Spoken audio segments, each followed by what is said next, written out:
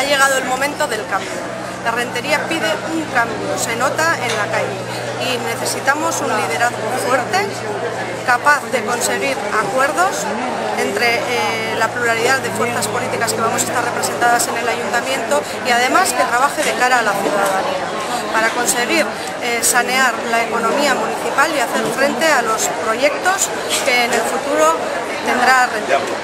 Nik uste bi ardatz dauzkagula aurrez aurre, aztertu eta erantzun beharreko kontukoak, modukoak. Batetik PSOE eta PPek, behaien eredu politikoak herri honi ez dio mesederik egin, debekuaren sinonimo dira. Debekua galerazi, oztopatu eta ekonomikoki behai duten eredua erabat atzerakoia da eta herri honi ez dio inungo etorkizunik bermatuko. Orduan, nik uste dut Eusko Alderdi Jeltzaleak bai azkeneko hamarkada hauetan, bai politikoki eta bai ekonomikoki herri honi eskaini dion estrategia kontutan edukita, estrategia hori garatzeak ekarriko digu etorkizuna irabazteko moduik egokiena.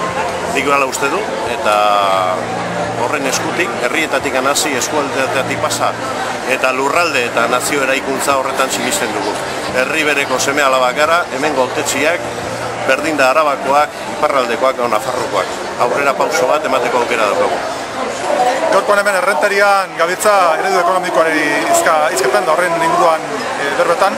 Eta gure parte edo behintzat hor garbi daukaguna da, momentu honetan Eusko Alderdi Jeltzalea daukan eredu ekonomikoak erdiko ubide bat ekartzen diola herri honi.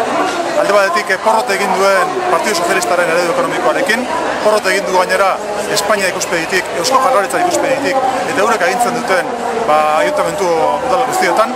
Eta bestadetik baita ere, Ezker Abertzalean eredu ekonomikoak horrek ere ez duelako benetan gure enpresen, gure industrien aldeko apostua egiten.